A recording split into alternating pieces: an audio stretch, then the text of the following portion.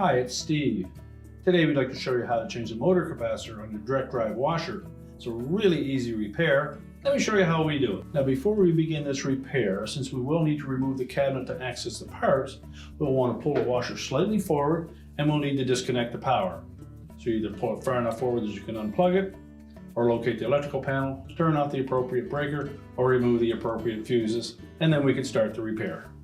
Now next we'll need to tilt that console back so that we can remove the cabinet.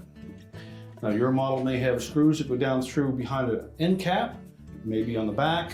If there are no screws visible, typically all we'll need is a thin putty knife.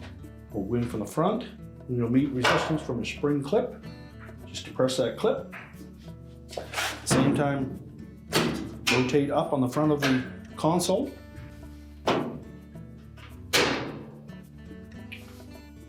Now all we need to do is rotate that console backwards and it will support itself. Next we'll disconnect the lid switch harness, release the locking tab, pull the harness away. And our next step will be to remove the two clips that secure the cabinet and main top to the back panel.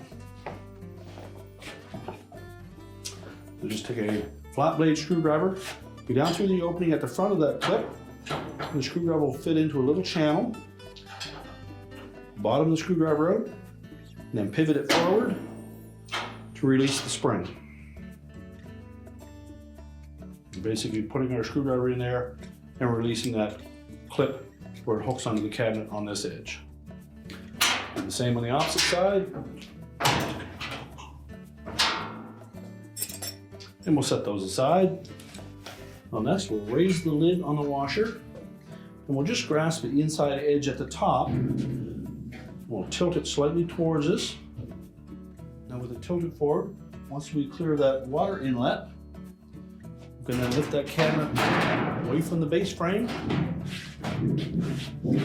and set it aside. Now in some models the motor capacitor is located on the cabinet. Other models you may find it attached down near the motor itself. In this particular one, it is on the back of the cabinet. We simply need to release that plastic cover. There's a little arrowhead tab on the back of the cabinet. We'll take our pliers and just squeeze that fastener together.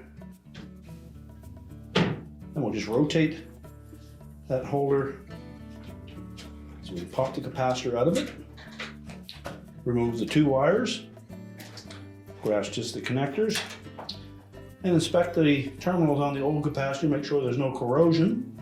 If there is, you'll need to replace the wire terminals on that harness.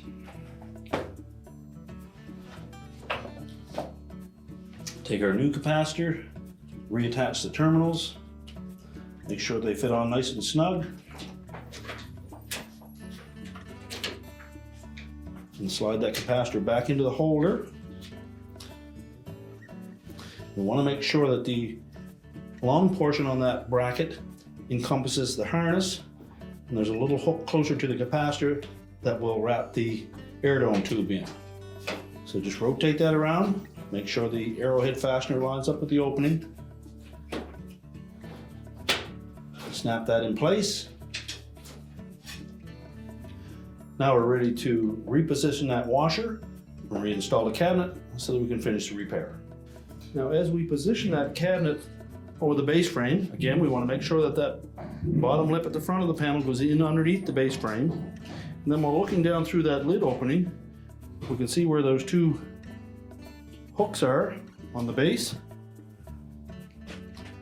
And line that up top. Tilt the cabinet back. Also make sure that we pull that back panel forward enough that the cabinet will sit down over the fill valve. Then just check the rear corners to make sure that they dropped into place.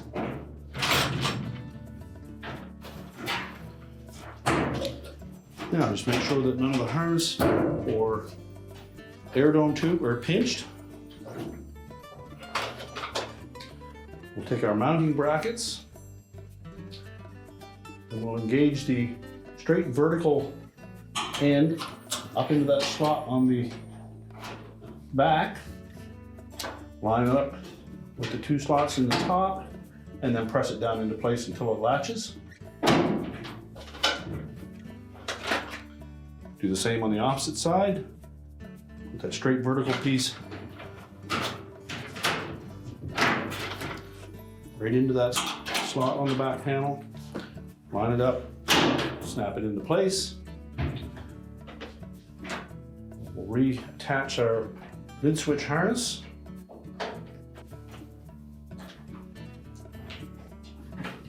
Make sure that locking tab engages. Now we'll rotate that console into position. We'll make sure that we hook the rear of that console, those 2 little hook-shaped feet, into the rear holes on the main top, and the spring clips will fit into the larger holes towards the front.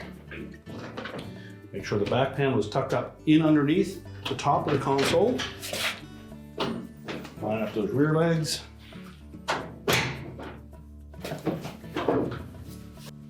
And then press it down into place. Now we're ready to push the washer back into position. We're now ready to push that washer back into place, reconnect the power, and your repair is complete.